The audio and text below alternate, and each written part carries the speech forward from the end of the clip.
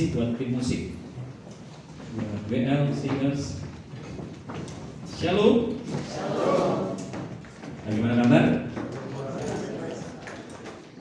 Masih Kristen? Itu penghiburan buat saya kalau masih Kristen. Baik, terima kasih kepada Bapak Yeskiel yang sudah mempercayakan saya untuk menyampaikan firman Tuhan pada pagi hari ini. Baik, Bapak Ibu Saudara, teman-teman semuanya, pada pagi hari ini saya ingin menyampaikan satu topik kebenaran firman Tuhan tentang pelayanan kehambaan. Nah, saya akan mengajak kita semuanya membuka satu kisah yang sangat menarik. Saya pikir apa yang saya sampaikan pagi hari ini adalah firman Tuhan yang mungkin, ya, saya percaya itu akan saya percaya bahwa firman Tuhan yang saya sampaikan pagi hari ini adalah firman Tuhan yang sering Bapak Ibu Saudara baca, mungkin sudah berapa kali Bapak Ibu dengarkan khotbahnya. Saya hanya mengulang saja, karena kita baca Alkitab kan yang kita bahas, ya kita kan cuma Alkitab aja kan gitu kan. Dan kita akan ketemu dengan beberapa hal yang diulang. Tapi kita bisa percaya bahwa setiap apa yang kita renungkan dari firman Tuhan, saya percaya Tuhan Yesus akan berbicara secara pribadi buat kita. Karena ada kebenaran-kebenaran baru yang akan kita terima. Nah, saya ingin mengajak kita semuanya membuka di dalam Yohanes pasal yang ke-13 ayat 1 sampai ayat yang ke-5. Saya tidak akan baca keseluruhannya. Saya akan membahas pada pagi hari ini tentang seni, tentang baskom dan lap pembasuhan. Nah, di dalam Yohanes 13 ayat 1 sampai ayat yang ke-5.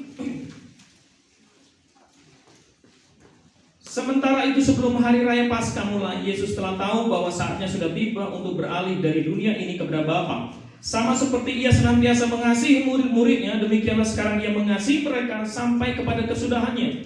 Mereka sedang makan bersama dan iblis telah membisikkan rencana dalam hati Yudas Iskariot, anak Simon, untuk mengkhianati Dia. Yesus tahu bahwa Bapanya telah menyerahkan segala sesuatu kepadanya dan bahwa Ia datang dari Allah dan kembali kepada Allah. Lalu bangunlah Yesus dan menanggalkan jubahnya. Ia mengambil sehelai kain lenan dan mengikatnya pada pinggangnya. Kemudian ia menuangkan air ke dalam sebuah basi dan mulai membasuh kaki murid-muridnya, lalu menyekanya dengan kain yang terikat pada pinggangnya itu. Nah, kita baca dalam ayat ini mengisahkan tentang bagaimana Yesus, ya, kalau kita baca pada ayat pertama, pada sebelum hari raya Paskah, Yesus makan bersama dengan murid-muridnya. Dan kemudian ditemukan dalam ayat ini, dalam kisah ini, Yesus membasuh kaki para murid-muridnya. Nah, kita melihat di sini ini sebuah kisah yang sangat indah sekali. Kisah yang saya pikir begini, bahwa itu bukan sekedar sebuah acara cuman kurang kerjaan aja gitu, enggak. Tapi itu merupakan sebuah kisah, di dalamnya ada banyak kebenaran yang Yesus ajarkan kepada kita. Dan saya temukan di situ ada seni tentang baskom, ya, dan lap pembasuh kaki. Di situ Yesus sedang mengajarkan nilai-nilai kehambaan. Yesus mengajarkan tentang pelayanan kehambaan. Nah, saya sedang berdiri di depan mahasiswa STT yang nantinya akan melayani. Tapi saya berharap bahwa kita semuanya akan belajar apa sih pelayanan kehambaan itu. Karena pelayanan kehambaan yang Yesus ajarkan dalam kehidupan, di dalam firman Tuhan kepada kita semuanya adalah pelayanan yang akan mendatangkan kuasa perubahan bagi banyak orang. Nah, kita melihat di sini, waktu saya merenungkan kisah ini, saya merenungkan ada banyak prinsip yang saya dapatkan di dalam kisah ini. Mari kita coba melihat pada ayat yang ketiga. Yohanes pasal 13 tadi, ayat yang ketiga dikatakan tadi, Yesus tahu nih, pada bagian B, Yesus tahu bahwa Bapanya telah menyerahkan segala sesuatu kepadanya dan bahwa Ia datang dari Allah dan kembali kepada Allah. Yesus tahu bahwa segala sesuatu, artinya di sini kekuasaan. Yesus tahu bahwa segala otoritas itu sudah diserahkan Bapa kepada Dia. Dan menariknya, ketika Dia tahu apa yang Yesus lakukan, ini menurut saya di luar pemikiran manusia. Kebanyakan orang kalau dikasih kuasa, mereka akan memerintah, mereka akan mengerjakan segala sesuatu mungkin dengan seenaknya sendiri. Tapi begitu Yesus tahu segala sesuatunya, kekuasaan itu diserahkan Bapa kepada Dia, yang Yesus lakukan adalah Dia pergi, bangkit, ambil kain, ambil air di baskom, dan membasuh kaki murid-muridnya. Dengan kata lain begini, bahwa Yesus tahu kekuasaan itu harus dipakai untuk melayani, bukan untuk mengerjakan yang lain. Kalau saudara nanti suatu saat di pelayanan, saudara dipercayakan, diberi otoritas, posisi saudara naik, jangan lupa semua kekuasaan yang saudara pegang, semua kuasa yang saudara miliki, yang dipercayakan Tuhan kepada saudara, itu hanya untuk melayani orang lain. Lalu, setuju? Karena begini, otoritas, kekuasaan tanpa pelayanan, maka itu akan mengubah seseorang menjadi bos. Dia akan bersikap seperti bos. Apa yang saya sampaikan pagi hari ini menjadi perenungan buat saya di tengah keadaan banyak hamba Tuhan yang berubah sikap ketika mendapatkan kekuasaan. Banyak orang-orang, para hamba Tuhan, mereka begitu mendapatkan otoritas, mereka berhenti melayani dan mereka memilih untuk dilayani. Betul? Saya paling males ketika ada orang, ketika saya melayani di bidang pelayanan, kemudian mau bawain Alkitab saya, mau bawain tas saya. Siapa yang sebel? Saya masih bisa, tangan saya nggak numpuk. Karena punya kebiasaan seperti itu, saya sampai lupa kalau tradisi gereja itu berbeda setiap gereja. Suatu kali saya diundang di sebuah gereja di GKJ. Saya datang, kemudian memulai ibadahnya, kita berdoa dulu bersama para majelis, gitu. Kita berdoa. Habis itu satu orang bapak-bapak sepuh, tua, gitu. Kemudian dia bilang gini, Pak Pendeta, saya bawakan Alkitabnya. Enggak usah. Enggak apa-apa Pak, ini memang enggak usah Pak, saya bawa sendiri. Kita mau hampir berantem tuh. Gara-gara seperti itu. Enggak usah. Saya tahan Alkitab saya. Dan dia tetap maksa gitu. Sampai dia bilang begini, Pak, ini aturannya kayak begitu kalau di sini. Jadi masuk ke gereja itu Alkitabnya bawain. Oke. Jadi saya berjalan di depan, orang itu di belakang saya, dan memang tradisinya seperti itu. Ada yang diisi dari GKJ atau gereja Protestan bisa kayak gitu. Saya jalan di depan, gak enak saya rasa saya di sini sekali gitu ya. Alkitab saya dibawain orang tua lagi. Aduh, ini kalau saya berpikirnya begini, ini anak muda kurang ajar nih satu di depan gitu. Kemudian baru pakai apa namanya itu ya, seremonial, kemudian Alkitabnya diserahkan. Nah, saya ambil lagi gitu. Oh, tradisinya begini nih, aturan mainnya gitu. Nah, saya lupa, pulangnya juga kayak gitu. Saya lupa. Jadi saya habis khotbah gitu ya. Mungkin karismatik agak ugal-ugalan kali ya. Nah, saya habis khotbah sudah, saya mau duduk. Terus orang itu datang. Mau minta Alkitab saya. Gak usah Pak, gak usah. Saya lupa tadi Pak. Tadi kemudian saya baru ingat. Oh iya ya, saya kasih gitu. Nah, Bapak Ibu Saudara adalah begini. Yang saya maksud adalah begini. Ada banyak orang meminta untuk dilayani. Hamba Tuhan banyak minta dilayani. Saya pernah suatu kali saya melihat ada satu pendeta ya, besar namanya, besar perutnya, besar badannya. Dia mampu itu naik dari sini. Itu Alkitabnya ada asistennya, Alkitab dibawain. Langsung berdiri di sini, pakai penyerahan dalam. Saya berpikir, seberat apakah Alkitab?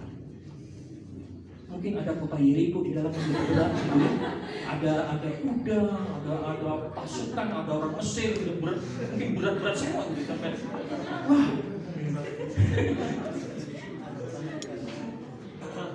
Pemimpin harus sadar, saudara sebagai pelayan, kita semuanya yang diberikan otoritas harus sadar bahwa kita itu hamba. Hamba. Cek sebelahmu itu hamba itu. Bukan bos. Karena kalau sampai terjadi saudara diberi otoritas dan saudara menolak untuk melayani, maka saya mau katakan saudara akan melakukan abuse, pelecehan, penyimpangan terhadap otoritas. Saya mau dorong saudara, jadilah hamba yang melayani karena saudara punya otoritas. Seorang hamba punya otoritas, seorang pelayan Tuhan punya otoritas, tapi dia tidak melayani. Itu sebuah tragedi dalam hidupnya. Nah, dari kisah apa yang saya sampaikan tadi, kita melihat bahwa Yesus begitu dia tahu dia punya kuasa, dia punya otoritas, dia berdiri, Dan dia ambil handuk, dia ambil baskom, dia isi air, dan dia datang melayani muridnya, membasuh kaki murid-muridnya. Saya lihat wajah-wajah saudara adalah wajah-wajah penuh otoritas. Prediksi saya, saudara keluar dari tempat ini, saudara akan dipercayakan banyak hal. Tapi jangan lupa, saudara hamba, gunakan semua otoritas bukan untuk memanipulasi orang yang saudara layani. Gunakan otoritas yang saudara pakai bukan untuk saudara mengambil keuntungan di dalamnya, tapi untungkanlah kerajaan Allah, layani orang. Dan otoritas itulah yang akan membuat saudara mengubah orang itu. Nah, saya ini mengajak saudara masuk lebih dalam lagi dari kisah apa yang kita baca di sini tentang seni baskom dan lap pembasuhan ini. Nah, saya memperhatikan bahwa ternyata ada banyak kebenaran yang bisa kita pelajari. Ada prinsip-prinsip di dalamnya. Dan coba saudara, waktu saudara baca, perhatikan sikapnya Yesus. Menarik sekali sikap-sikapnya Yesus. Nah, saya ingin menyampaikan kepada saudara pada pagi hari ini tentang ada 3 prinsip yang saya mau bagikan tentang nilai sebuah kehambaan, pelayanan kehambaan. Yang pertama, ini saya pikir nilai-nilai ini adalah nilai yang sudah umum yang saudara dengar. Saya cuma ingin mengulang kembali apa yang saya baca, saya renungkan, saya temukan poin-poinnya, mungkin saudara sering dengar. Tapi saya ingin mengajak saudara untuk masuk lebih dalam pada prinsip ini. Yang pertama adalah begini, bahwa nilai kehambaan itu adalah begini. Melayani orang lain itu harus datang dari kasih yang sejati. Amin. Melayani orang lain itu harus datang dari kasih yang sejati. Perhatikan pada ayat pertama. Dikatakan dalam ayat pertama, sama seperti ia senantiasa mengasihi murid-muridnya, demikianlah sekarang ia mengasihi mereka sampai kepada kesudahannya. Artinya bahwa kasihnya Yesus itu tidak terbatas, tidak pernah berakhir terhadap murid-murid. Kasihnya Yesus adalah kasih yang sejati. Dan ketika Yesus mengambil kain lenan dan baskom berisi air dan dia merendahkan dirinya, kemudian dia membasuh kaki murid-muridnya, dia lakukan karena ada kasih di dalam dirinya kepada murid-murid. Nah, pembasuhan kaki yang dilakukan Yesus lebih didorong oleh kasihnya yang begitu luar biasa. Ujian dari kasih sebenarnya adalah melayani. Dan tindakan kasih saudara itu terlihat melalui sikap saudara melayani orang lain. Kalau saudara berhenti melayani, saya yakin sekali bahwa saudara berhenti mengasihi orang itu. Nah, mari kita belajar melihat bahwa mengasihi itu adalah bukti dalam diri kita bahwa kita ini dipercayakan suatu pelayanan dan kita kerjakan itu dengan baik. Nah, saya waktu saya membaca kisahnya Yesus, tidak mudah Yesus sebenarnya untuk melayani pembasuhan kaki. Kenapa bisa? Karena yang pertama begini, saudara. Yesus melayani murid-muridnya di saat-saat yang paling sulit sekali. Sulitnya apa? Yang pertama adalah Yesus ini melayani murid-muridnya di saat dia harus sudah dekat dengan waktu perpisahannya. Jadi itu gak gampang. 3 tahun Yesus habiskan bersama murid-muridnya, dan saya percaya di situ ada momen-momen penting yang indah banget bersama Yesus murid-muridnya. Saya cuma berimajinasi mungkin ya Yesus hujanan lah sama Petrus, ya, mungkin main apalah ya, mungkin main dakon, main kartu. Ada banyak hal ya, yang saya percaya bahwa mereka sangat dekat sekali, dan itu ada apa ya, kedekatan yang amat sangat dengan murid-muridnya karena kasihnya yang begitu luar biasa kepada muridnya, dan karena dia sudah tiba waktunya untuk berpisah. Saya yakin sekali itu hal yang rumit. Saudara akan gampang sekali melayani orang yang sudah nggak kasih. Tapi kalau saudara melayani dengan orang yang dikasih dan waktunya untuk berpisah, wah itu susah sekali. Ya, mungkin yang memahami ini adalah para orang tua yang punya anak. Kemarin saya dikasih tahu teman saya punya anak mahasiswi, kemudian papanya itu menangis. Anaknya pintar, ya, di kuliah di Ubaya. Kemudian yang terjadi, anaknya diterima di pabrik semen Gresik. Mendadak dan langsung dia ngajukan lamaran, tapi mendadak langsung diterima gitu. bapaknya nggak siap, nangis bapak. Anak perempuan satu-satunya, yang satunya lagi laki-laki satu-satunya. Saya sudah menangkap apa yang saya bilang ya. Jadi anaknya 2. Gitu. Dan mamanya cerita kepada saya, saya pengen ketawa gitu ya. Ya, saya mungkin ketawa karena anak saya masih kecil, saya belum berpisah. Ya, Pak Yeskiel mungkin ya sama Bu Erni ya, itu mungkin beliau kan memahami betul, mengalami, aduh terpisahnya itu gimana gitu ya. Makanya orang tua itu pengalaman paling buruk yang harus dilewati oleh orang tua adalah ketika mengalami fase sarang kosong. Fase sarang kosong itu adalah ketika anak-anak sudah keluar dari rumah. Kecuali kalau anak durhaka keluar dari rumah silakan. Tapi kalau itu masih anak-anaknya, wah dekat, punya chemistry sama orang tuanya dekat sekali, itu perpisahan yang sangat berat sekali. Makanya ketika dia melayani, Yesus melayani, keterpisahan, kedekatan waktu keterpisahan itu membuat dia tuh melayaninya itu sebagai tantangan. Enggak gampang. Saya berharap saudara melihat kebenaran kisahnya Yesus. Dan kemudian hal kedua yang saya pikir ini tantangan bagi Yesus saat melayani pembasuhan kaki adalah Yesus membasuh kaki muridnya yang berkhianat, yang akan berkhianat. Itu enggak gampang. Saya yakin sekali itu tidak gampang. Tapi Yesus sangat mengasihi Yudas. Yesus sangat mengasihi Yudas. Seandainya Yudas tidak bunuh diri dan dia berbalik pada Yesus, Yesus pasti terima. Dan Bapak Ibu Saudara, ketika Yesus tahu nih murid yang akan mengkhianati dia, maka Yesus layani Yudas. Dia tidak membedakan perlakuan. Kita aja yang suka melakukan perbedaan dalam pelayanannya. Apalagi, oh ini dekat sama saya. Ya oke lah, ini apa namanya ya, jemaat yang tidak aneh-aneh gitu ya. Wah kita layani dengan baik. Tapi yang ini tuh tukang kritik. Tukang kritik nggak bayar perpuluhan, banyak sekali gitu ya. Kalau datang pas lagi butuh, baru ke gereja, banyak masalah baru ngomong sama saya gitu. Wah kita baru lakukan sesuatu yang melayani pun asal-asalan. Kita lakukan perbedaan. Yesus nggak lakukan itu. Ini mau Yudas, ini Petrus, Yohanes, Yesus lakukan semuanya dengan kasih yang tulus, kasih yang sejati. Nah, saudara, kita perlu bersikap dengan tepat sama seperti Yesus bersikap. Dan semua sikap Yesus itu datang dari kasih. Ketika kita kehilangan kasih, maka kita akan lakukan pembedaan-pembedaan dalam pelayanan. Makanya jemaat itu bisa rasa. Kalau saudara melayani, jemaat itu bisa rasa. Ini kayaknya lebih ke sana daripada saya, gitu. Oh ini lebih lihat ini daripada pantesan. Makanya kenapa pendeta itu selalu dilihat begini, hamba Tuhan selalu dilihat. Kalau orangnya kaya, cepat deh. Kalau agak kaya, ya lumayan. Tapi kalau nggak kaya kok pelayanannya lelet banget ya. Kayak sinyalnya habis gitu. Jadi nggak cepat.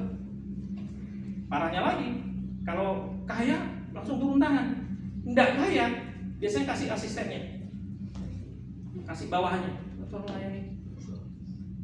Bisa mau beritahu mahasiswa STT kamu jangan seperti itu. Berjanjilah saudara, ya jangan. Yang angkatan yang mau keluar, yang mau lulus lulus. Berjanjilah saudara jangan membeda-bedakan orang yang sudah layani. Mau kaya, mau nggak kaya, layani dengan profesional. Cara saudara melayani itu akan menunjukkan kasih saudara. Dan saya berharap bahwa saudara profesional dalam melayani. Saya ini bertanggung jawab untuk menara doa kota di Solo. Saya sebagai penanggung jawab di menara doa kami itu di Hotel Laris, lantai 16. Dan di situ ada staff yang full timer yang saya ambil dari STT Nun jauh di sana.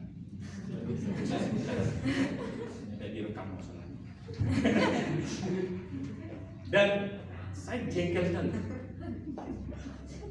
Jadi kita kasih teguran, kemudian kita kasih SP.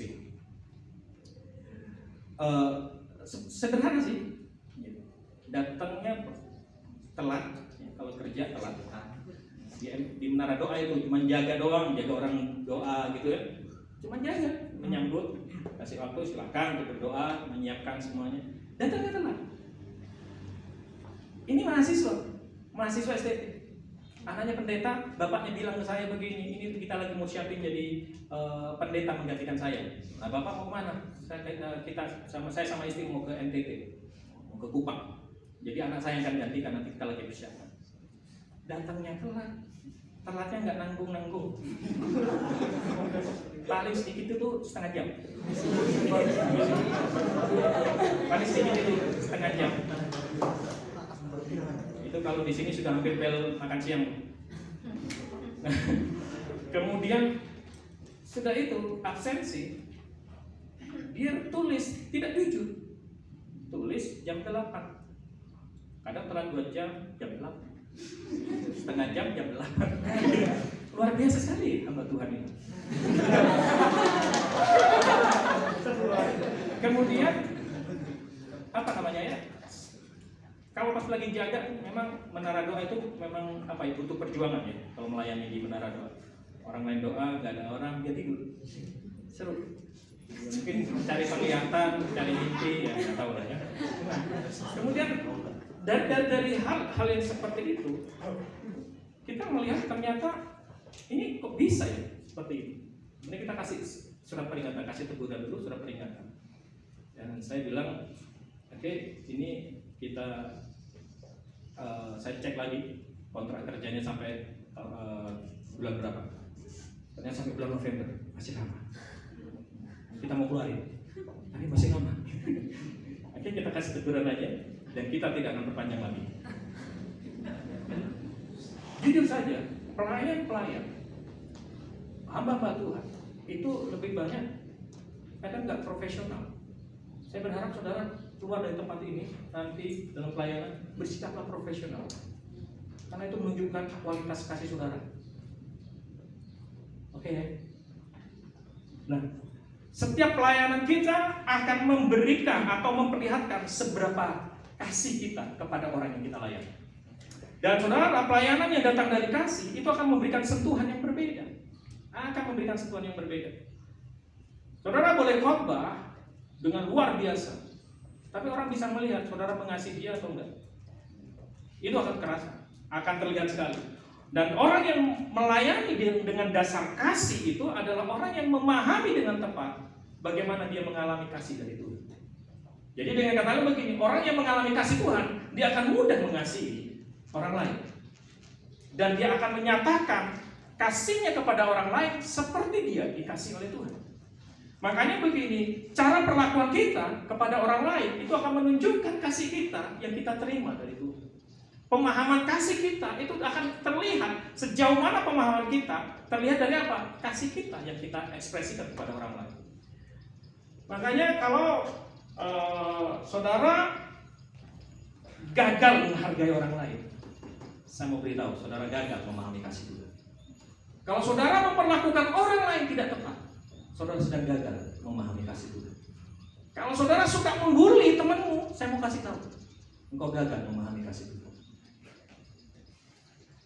Saya ngomong bully karena nggak cuman kapan ya saya ketemu sama satu orang, dia cerita, tahu di gereja saya isinya saya dibully, gereja aja pintar membuli. Itu tidak tahu gereja penuh kasih karunia atau enggak. Tapi kalau dari cerita orang ini, gereja itu membuli, ya ampun, berarti gereja itu nggak penuh kasih karunia, penuh bulian. Tapi saya mau beritahu kepada saudara, orang-orang yang bersikap salah, memperlakukan orang lain dengan tidak tepat, maka sebenarnya dia gagal memahami kasih Tuhan. Apalagi kalau dia pelayan, tapi dia gagal mempraktekkan kasih, saya yakin sekali dia gagal memahami kasih Tuhan dalam hidup. Oke, saya nggak kepanjang lebar. Yang kedua, prinsip kedua yang saya temukan dalam pembacaan kita, bahwa nilai kehambaan yang Yesus ajarkan kepada kita adalah begini, bahwa melayani orang lain itu harus datang dari rasa aman. di dalam diri. Rasa aman di dalam diri. Nah, saya ingin sampaikan kepada saudara, Yesus itu mendemonstrasikan bagaimana dia melayani murid-muridnya tanpa rasa takut. Dia melayani dengan rasa aman di dalam dirinya. Makanya begini, ketika dia melepaskan jubah kerabiannya, dia nggak takut itu. Dia nggak takut. Dia tidak takut terlihat buruk di depan murid-muridnya atau di depan orang lain. Seharusnya rabi yang dilayani pembasuhan kaki, tapi justru rabi yang melakukannya. Waktu dia lepas jubah kerabiannya, identitas dirinya, jati dirinya itu nggak terganggu. Makanya di sini kalau saudara pelajari di sini, Yesus tidak merasa direndahkan dengan tindakan melayani membasuh kaki murid-murid. Ada rasa aman di dalam diri. Dia tidak takut kehilangan rasa hormat dari orang lain, dari muridnya. Enggak. Dia tidak takut merasa kebesarannya tiba-tiba lenyap karena dia melayani membasuh kaki. Enggak. Yang saya temukan di sini adalah bagaimana Yesus ternyata tidak melekatkan segala sesuatunya pada dirinya. Itu jati diri yang aman. Itu rasa aman. Nanti tulus, gak ada yang ditakutkan untuk hilang. Pada saat Yesus melayani di situ, orang mau berkata apapun silakan, karena dia aman, dia rasa aman. Saya mau katakan pada saudara, kalau saudara melayani, saudara masih melayani dalam kondisi masih punya rasa tidak aman di dalam diri saudara, saudara akan gampang terluka, saudara rapuh sekali, saudara akan mudah sekali marah, saudara akan mudah sekali kecewa di dalam pelayanan. Kenapa? Karena pelayanan seringkali bertabrakan dengan ekspektasi kita. Yesus nggak mengejar pengakuan. Pelajari di sini. Waktu dia lepas jubah, dia nggak mengejar pengakuan. Jubah kerapiannya itu sesuatu yang terhormat. Dia lepas. Yesus nggak kejar pujian, Yesus nggak kejar pengakuan, Yesus nggak kejar subscribe, Yesus nggak kejar like, Yesus nggak kejar nggak kejar yang bintang atau apalah gitu. Enggak. Yesus nggak terganggu dengan seperti itu. Pertanyaan saya coba saudara cek. Siapa di sini yang pakai IG, kemudian yang subscribe sedikit sekali, dan saudara cek ngecek lagi, aduh, cuma satu, cek lagi, ngecek lagi, tapi begitu ada 20, 50, senang bahagia gitu ya, kayaknya suasana surga langsung turun. Saya mau beritahu pada saudara, jangan-jangan saudara ada dalam rasa tidak aman. Kalau saudara melayani, saudara kejar pujian, saya mau beritahu, engkau gak aman dengan dirimu. Kalau saudara melayani menuntut sebuah pengakuan, kau sedang tidak aman dengan dirimu. Kenapa dia dipuji, kok aku enggak? Saudara, mari belajar, temukan rasa aman dalam diri. Rasa aman itu merupakan syarat utama dalam melayani. Karena orang yang memiliki rasa aman, dia nggak akan terganggu sama sekali oleh sekitarnya. Bahkan ketika dia tidak mendapatkan pujian, dia oke. Ketika lampu sorot tidak terarah kepada dirinya, dia oke. Mungkin dia diabaikan oleh orang lain, dia tetap oke. Bahkan tepuk tangan harusnya ke dia tapi ke orang lain, dia tetap oke. Kenapa? Ada rasa aman. Ada rasa aman. Kalau sampai orang yang punya rasa tidak aman, dia melayani. Ketika orang lain tidak memberikan pujian, dia pasti akan. Makanya orang-orang yang tidak punya rasa aman dekat sekali dengan gangguan mental. Mentalnya nggak sehat. Mari selesaikan rasa tidak aman kita, bawa pada Kristus, bereskan. Orang yang memiliki rasa aman, dia akan menikmati seni basko dan kain lenan itu dengan sukacita. Saya berharap saudara saudara menemukan rasa aman, maka saudara akan punya rasa tanggung jawab. Rasa tanggung jawab saudara adalah rasa tanggung jawab yang sehat. Kenapa? Karena sudah punya rasa aman. Kalau saudara baca kisahnya Pontius Pilatus, ini orang adalah orang yang tidak punya rasa aman. Pada waktu ditekan di dalam Matius 27 ayat 24, situ Pilatus mengambil air dan membasuh tangannya di hadapan banyak orang yang berusaha menghakimi, menekan dia. Dia cuci tangan. Kalau saudara tidak punya rasa aman, baskom itu hanya sebagai pelayanan, itu hanya sebagai tempat saudara cuci tangan. Saudara tidak akan pernah bertanggung jawab di situ. Kenapa? Saudara akan bisa salahkan semua dan saudara merasa paling benar sendiri. Nah, saya ingin dorong saudara, ayo jangan takut untuk saudara berhadapan dengan sesuatu yang di luar ekspektasi saudara. Miliki rasa aman dalam diri saudara. Walaupun mungkin saudara ketika saudara melayani, saudara harus kehilangan popularitas. Orang-orang mahasiswa-mahasiswa STT itu banyak yang ngejar pelayanan itu di kota besar. Kenapa? Karena di kota besar itu lampu sorotnya lebih besar. Ya. Kemudian di kota lebih nyaman. Popularitas gampang dikejar. Kalau ke pedalaman, coba saya mau nanya ke saudara, siapa yang sangat tertarik sampai hari ini tetap bertahan? Saya pengen ke pedalaman. Oh, ada juga ya. Luar biasa. Tuhan, kau lihat ya.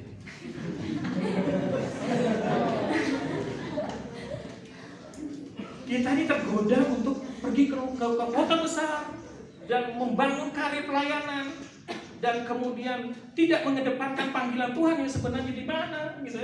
Karena apa? Di kota lebih enak popularitasnya, gampang naik daun, sinyal dapat, gitu kan? Jadi kalau sinyal dapat, udah expose semua berita-berita rohani dan mungkin bisa jadi terkenal, followersnya banyak. Tapi kalau di pedalaman, siapa yang mau lihat? Bertemu hanya dengan orang-orang itu doang. Yang ditanya sinyalnya bingung, apa itu sinyal? Kemudian kalau pakai lampu sorot, mana lampu sorotnya? Dan apakah mereka bisa menopang saya waktu saya naik ke atas? Wah, semuanya makanya pedalaman itu adalah daerah yang tidak tertarik, yang banyak orang tidak tertarik untuk masuk ke dalam. Tapi saya ingin dorong saudara, cek motivasi saudara. Saudara ke kota, apakah karena saudara rasa aman betul atau semu rasa aman? Jangan takut dengan kehilangan popularitas. Oke, dalam memiliki rasa aman, saudara harus siap kehilangan. Harus siap kehilangan. Nah, pertanyaan saya, saudara siap nggak untuk kehilangan? Kehilangan, sepertinya kok harga diri saya hilang, martabat saya hilang waktu melayani, kok saya direndahkan sekali. Siap kehilangan. Tapi waktu saudara siap kehilangan, ini rasa aman ini akan menopang diri saudara. Bahkan kadang kehilangan pasangan hidup. Siap kehilangan pasangan hidup? Halo? Siap? Loh? Ya siap. Tuh, karena dia jangan kamu belum punya pasangan. Siap-siap aja gitu.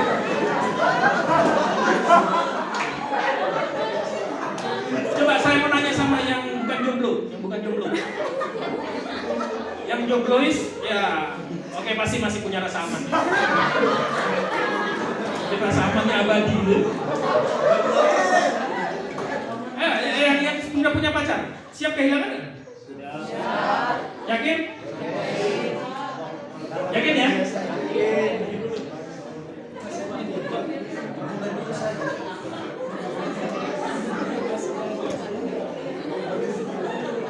Kemudian rasa aman juga begini saudara. Orang yang punya rasa aman dalam pelayanannya, dia tidak mau melakukan pembuktian-pembuktian. belum tahu nih siapa saya. Pembuktian. Oke, kamu boleh rendahkan saya hari ini, tapi lihat besok. Itu pembuktian. Tunggu. Oke, apa membuktikan? Itu pembuktian. Pembuktian datang dari apa? Rasa marahnya, kekecewaan. Ini nggak aman. Saya berharap saudara tidak perlu melakukan pembuktian. Kerjakan pelayanan dengan profesional karena saudara mengasihi Tuhan yang dia jalan. Okay. Yang ketiga, yang terakhir. Prinsip ketiga tentang nilai kehambahan. Melayani orang lain harus datang dari kerendahan hati. Itu tidak gampang, saudara. Yesus mengambil kain linen, baskom, isi air, kemudian dia menundukkan diri dan dia basuh kaki muridnya. Saya mau menyamakan visualisasi saya dengan saudara. Saudara, waktu baca Yesus ngambil kain linen, ambil baskom, kemudian membasuh kaki muridnya, itu kaki muridnya dilonjorin ke atas. Yesus diam-diam gini, kaki mau angkat gini, atau Yesus turun. Bukan sampai kakinya diangkat begini, kurang ajar. Yesus rendah dirinya. Yesus layani dengan cara membungkuk. Dan itu yang Yesus lakukan. Yesus merendahkan hatinya. Makanya pelayanan itu selalu diikuti. Pelayanan yang menyentuh hidup orang lain adalah ketika pelayanan diikuti dengan kerendahan hati dan rasa dan kasih. Makanya saudara, kerendahan hati adalah bagaimana kita memposisikan diri kita di bawah orang lain dan kita angkat orang lain lebih tinggi dari kita. Nggak gampang itu, serius, nggak gampang. Ngomong gampang, khotbah begini gampang. Coba setelah habis khotbah, itu baru salib. Saya berharap saudara dan saya, ayo miliki kerendahan hati. Orang yang rendah hati itu akan selalu ditandai dengan dia selalu terbuka hati. Dia tidak gosip, dia tidak memerintah-merintah, dia terbuka kepada orang lain, dia siap untuk ditegur. Saya lihat wajah-wajah saudara adalah wajah yang siap ditegur. Bukan karena saudara poin gitu ya. Tapi saudara ketika mendapatkan poin, saudara terbuka untuk teguran. Orang yang rendah hati adalah orang yang terbuka terhadap segala sesuatu untuk kebaikan diri. Miliki kerendahan hati. Kalau saudara mau mendengar juga, itu ciri dari orang yang rendah hati. Ketika orang berbicara, saudara dengar. Mungkin orang itu usianya lebih muda dari saudara. Mungkin juga usianya itu dalam jam terbangnya mungkin terbangnya nggak terbang banget gitu ya. Mungkin jam terbangnya mungkin ya hanya pelayanan yang, tapi kalau saudara bisa dengar orang itu berbicara, saudara mau terbuka untuk mendengar, itulah saudara sedang ada dalam kerendahan hati. Kerendahan hati juga terlihat dari berani mengakui kesalahan, berani memberikan tepuk tangan buat orang lain yang berhasil. Berani nggak berikan tepuk tangan buat orang lain, temanmu yang berhasil? Mungkin dia dipromosikan, kasih tepuk tangan. Ada rasa aman. Orang kalau nggak rasa aman, mau tepuk tangan, susah. Mungkin tepuk bersebelah tangan. Yang dia lakukan adalah apa aslinya? Dia main trik sih. Wah, dia pakai ini, macam-macam. Itu yang dia bisa katakan. Nah, saya akan selesai dengan begini. Seni baskom dan laku baswan itu adalah pelayanan kehambahan. Jadi dengan kata lain begini, Yesus memberikan teladan kepada kita bagaimana prinsip kerajaan Allah itu bekerja di dalam melayani. Ketika Yesus memberikan keteladanan, Yesus menghendaki apa yang Yesus contohkan itu menjadi value dalam pelayanan kita. Nah, apa yang Yesus ajarkan memang akan bertolak belakang dengan prinsip dunia. Dan apa yang Yesus ajarkan justru hari-hari ini itu nggak gereja lakukan. Banyak hamba Tuhan tidak lakukan. Terbalik sekarang. Kaget-kaget juga ya kalau melihat hamba Tuhan berperilaku seperti bos yang harus dilayani. Hamba Tuhan justru banyak dilayani oleh jemaatnya daripada jemaat dilayani oleh hamba Tuhan. Itu keterbalikan, dan itu di depan mata kita. Jadi kalau orang dunia kan bingung, mana yang hamba, mana yang tuan, mana yang pelayan, mana yang dilayani, bingung. Itu istilahnya begini, kalau saudara lihat ada keluarga punya pembantu, juragannya itu melayani pembantunya. Nah itu yang terjadi kondisinya sekarang. Nah, banyak orang menolak pelayanan ke hamba itu karena hatinya sombong sekali. Dan orang sombong adalah orang yang telah kehilangan kasih yang sejati. Dan aslinya kasihnya itu hanya sebuah kasih yang dingin terhadap Tuhan dan terhadap sesama. Dan makanya orang sombong itu tidak punya rasa aman di dalam dirinya, karena dia akan takut kehilangan segala sesuatu yang ada dalam diri. Dia lakukan dengan pembuktian-pembuktian yang tujuannya hanya untuk menutupi apa yang kurang dalam diri. Dan saya mau beritahu kepada saudara, sebagai seorang hamba Tuhan, saudara harus tahu ada banyak godaan-godaan di luar sana yang berusaha menghancurkan pelayanan kehambaan, roh kehambaan itu dalam diri kita. Saya berikan 3 bukti. Yang pertama, godaan yang pertama yang terjadi, kalau saudara lihat keluar ya, jangan di dalam asrama terus, kalau asrama nggak kelihatan. Saudara lihat keluar, buka media sosial, kalau memang di sini masih bisa mengecek media sosial, cek hamba Tuhan sekarang. Godaannya sangat besar. Yang pertama adalah godaan menjadi spektakuler dan terkenal. Nah, ini mentalitas selebritis. Pengen terkenal. Kerendahan itu nggak ada, sombongnya banyak. Dan makanya mentalitas selebritis ini akan menunjukkan adanya pergeseran dari identitas di dalam Kristus kepada identitas di dalam pelayanan. Bergeser. Hamba Tuhan tidak lagi punya identitas di dalam Kristus. Siapa dia di dalam Kristus? Identitas dirinya adalah siapa dia di dalam pelayanan. Makanya orang-orang seperti ini akan mengejar spektakuler, mengejar menjadi terkenal. Mentalitasnya selebriti, bergeser identitasnya, jati dirinya berubah. Bukan lagi siapa dalam Kristus, tapi siapa saya di dalam pelayanan. Hati-hati. Dan ini akan terbukti ketika dia mulai mencari pujian, mencari pengakuan. Kalau pelayanannya kecil, batalin. Maaf, kalau saya lupa jadwal saya. Gitu. Saya ternyata sudah ada janji sama pelayanan di tempat lain. Kurang ajar. Saya pernah dengar. Ada hamba Tuhan yang akhirnya dari yang mengundang cerita. Dia mengundang hamba Tuhan ini di hari H, umpama hari Minggu. Mengundang waktu itu Yud kalau nggak salah. Yud biasanya ini Sabtu ya, nggak bisa hari Sabtu gitu ya. Dan kemudian ditolak pelayan Oke pelayan. Kemudian tiba-tiba beberapa hari sesudahnya, tiba-tiba membatalkan mendekati hari H. Membatalkan, ternyata dia sudah ada janji pelayanan. Dan di hari yang sama, temannya dia dari gereja lain cerita, hamba Tuhan ini khotbah loh di tempatku. Loh, di hari yang sama. Karena gerejanya kecil, yang sana lebih besar. Ingat ya, kan? Hargai siapa yang mengundang saudara. Kalau saudara diundang, diingat itu kalau saudara. Kecuali saudara tiba-tiba mati mendadak, itu nggak apa-apa. Tapi kalau saudara tiba-tiba sudah ingat, sudah tahu, tiba-tiba harus, kayaknya nih cuannya lebih besar nih. Yang ini, ini persembahannya, pikirannya ini cuma sedikit nih. Ini orang hamba Tuhan kurang aja tuh. Belum pernah ditempelin malaikat.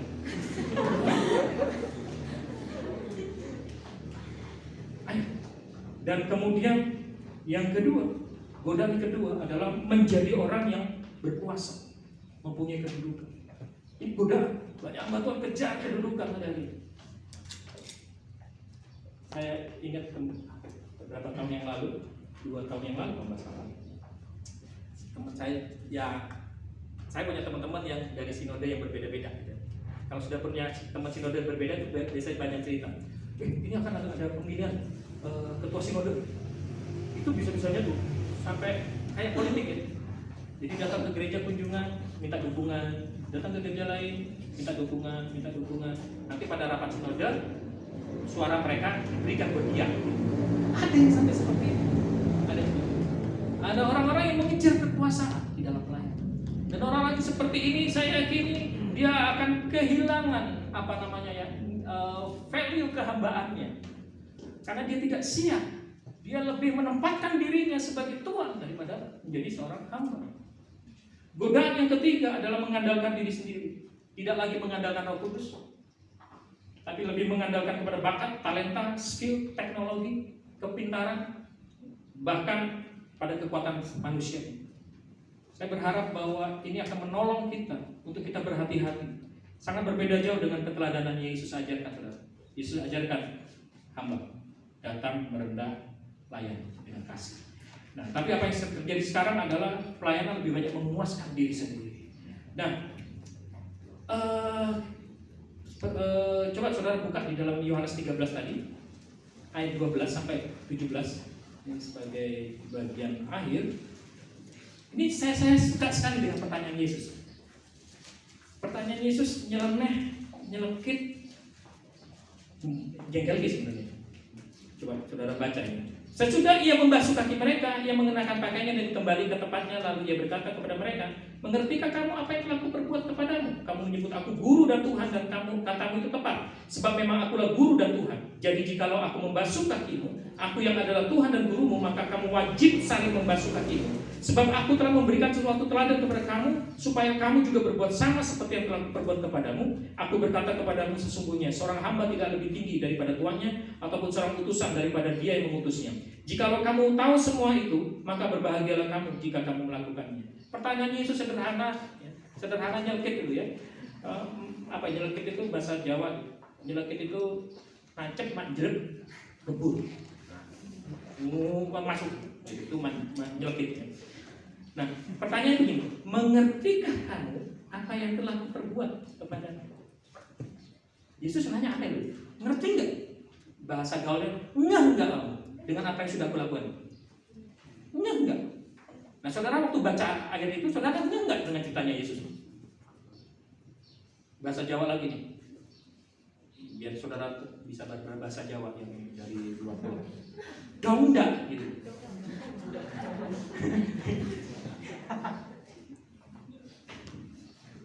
Dia nanya tuh, enggak sih kamu? Saya nggak tahu pertanyaan Yesus ini kok kenapa ditanyakan seperti itu. Tapi itu pertanyaan penting loh.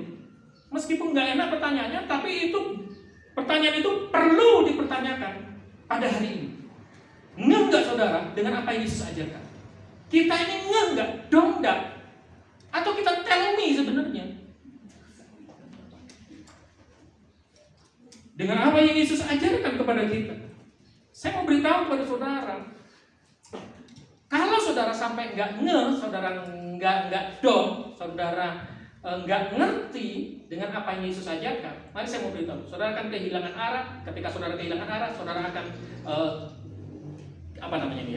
saudara akan kehilangan instruksi yang benar, dan saudara akan pasti bertindak salah. Kalau saudara nggak dengan apa yang Yesus ajarkan, saudara sebenarnya sedang kehilangan instruksi yang benar tentang apa yang saudara lakukan. Dan ketika saudara kehilangan instruksi yang benar dari Yesus apa yang harus saudara lakukan, saudara akan bertindak salah dalam pelayanan. Makanya gereja hari ini adalah gereja yang tidak memberi efek yang bagus kepada dunia, tidak bisa memberikan pengaruh yang besar kepada dunia. Kenapa? Karena gereja nggak dengan apa yang Yesus ajarkan berkaitan dengan pelayanan. Sehingga begini, ketika mereka nggak mereka lakukan sesuatu yang Yesus nggak suruh, gitu kan? Mereka mulai memprioritaskan kepada uang, mereka mulai prioritaskan kepada pujian, mereka kejar pengakuan. Itu orang yang nggak dengan apa yang Yesus maksud. Gitu. Kalau sampai gereja nggak itu gereja paling goblok. Udah bodoh. Kenapa bodoh? Kalau di Alkitab bodoh itu tidak berkaitan dengan intelektual, tapi bodoh selalu berkaitan dengan sikap yang salah. Itu dengan kata lain begini, kalau orang Kristen, pelayan Tuhan, hamba Tuhan nggak berarti dia punya sikap yang salah kepada Yesus, kepada kebenaran itu. Berarti dia tidak membayar perhatian terhadap apa yang Yesus sampaikan. Saya mau dorong saudara ke tempat ini. Ayo belajar, paham, mengerti apa yang Yesus maksud. Saya tidak marah. Saya mengharap. Saya ayat 15. Sebab aku telah memberikan suatu teladan kepada kamu, supaya kamu juga berbuat sama seperti yang telah aku berbuat kepada. Coba saudara yang SPD, pasti saudara ngerti bahwa alat peraga itu adalah media yang paling bagus bagi anak-anak pengajar, betul ya? Gampang dimengerti. Yesus kasih alat peraga dirinya, dia peragain, dia kasih keteladanan. Tapi sampai gereja orang Kristen pelayan Tuhan, nambah Tuhan, nggak ngeh, itulah kebangetan. Makanya ada praktek-praktek yang salah dalam pelayanan. Disebabkan karena apa? Mereka nggak ngeh. Mereka buat penafsiran sendiri. Yesus sudah kasih contoh. Jelas itu loh. Kecuali kalau Alkitabnya saudara pakai Alkitabnya Saksi Yehova, ya mungkin beda. Gitu. Tapi kita sama Alkitabnya. Hamba Tuhan semua gereja sama Alkitabnya. Yesus kasih teladan. Perbuat seperti apa yang kamu perbuat. Kita diminta oleh Tuhan untuk kita melakukan hal yang sama. Ayat 17, jikalau kamu tahu semua itu, maka berbahagialah kamu jika mau melakukan. Saya mau dorong saudara ini, dengarkan baik-baik ini. Jangan berhenti pada pengetahuan, tapi berpindahlah pada menghidupi apa yang saudara ketahui. Saya ulang, jangan berhenti pada pengetahuan. Jangan berhenti pada tingkat tahu. Punya pengetahuan bagus, tapi jangan berhenti di situ. Saudara sudah dicekokin banyak di teologi di sini, di SPD, STH. Saudara sudah terima banyak. Tapi jangan berhenti pada sebuah informasi, pada suatu pengetahuan, pada sebuah wawasan. Tapi berpindahlah untuk mulai menghidupi apa yang saudara ketahui. Memiliki pengetahuan itu bagus. Tapi kalau berhenti hanya pada pengetahuan, itu kebodohan. Itu kebodohan. Yesus menutup dengan kata bahagia. Ya, jelas sekali. Maka berbahagialah kamu jika kamu melakukan. Jadi kebahagiaan itu adalah ketika saudara menghidupi menjadi sama, tindakan saudara sama, perilaku saudara sama dengan apa yang Yesus kerjakan, apa yang Yesus mau. Oke. Nah, saudara, satu hal lagi. Saudara, ada 5 area di mana saudara harus bertanggung jawab dengan hidup saudara. Dan area ini, 5 hal ini ada di bawah tanggung jawab saudara. Artinya begini, orang lain nggak bisa kontrol, tapi saudara yang bisa kontrol. Dan saudara bertanggung jawab di 5 hal ini, dan ini berkaitan dengan hidup saudara dan pelayanan saudara. Yang pertama adalah saudara dan saya harus bertanggung jawab atas setiap pemikiran kita. Lalu, saudara bertanggung jawab dengan pemikiran saudara, bukan orang lain. Enggak. Kalau pikiran saudara negatif itu urusan saudara, tanggung jawab saudara. Kalau pikiran saudara benar, itu tanggung jawab saudara. Yang kedua adalah setiap perkataan kita, itu tanggung jawab kita. Itu tanggung jawab kita. Orang lain ngomong jahat sama saudara, saudara nggak punya tanggung jawab untuk bekak mulutnya. Enggak. Itu tanggung jawab orang itu. Hal yang ketiga yang saudara perlu belajar bertanggung jawab adalah pada setiap perbuatan kita. Secara khusus tindakan kita, apa yang tubuh kita lakukan, saudara harus bertanggung jawab. Itu bukan tanggung jawab orang lain. Yang keempat adalah sikap kita. Setiap sikap kita, respon-respon kita, itu tanggung jawab kita. Dan yang terakhir adalah setiap motivasi hati kita. Kalau saudara merindukan suatu pelayanan yang mengubahkan, dan saya bilang tadi, godaan-godaan itu selalu datang. Jaga di 5 area ini, saudara akan aman. Dan akhir dari semuanya, pelayanan hamba adalah pelayanan yang menyentuh hidup orang lain. Pelayanan hamba yang Yesus ajarkan, yang Yesus kasih teladan, adalah pelayanan yang akan dipenuhi dengan puas, perubahan. Orang akan tersentuh hidup oleh setiap apa yang saudara kerjakan. Saudara nggak perlu berbicara banyak, saudara hanya lakukan sesuatu saja, dan itu didasari oleh kasih, kerendahan hati, dan rasa aman. Saudara akan mengubah banyak. Akhir dari semua apa yang saya sampaikan, bawa orang lain mengalami perjumpaan dengan Yesus melalui pelayanan saudara. Jangan bawa orang lain mengalami perjumpaan dengan diri saudara saja. Amin. Tuhan memberkati saudara semua.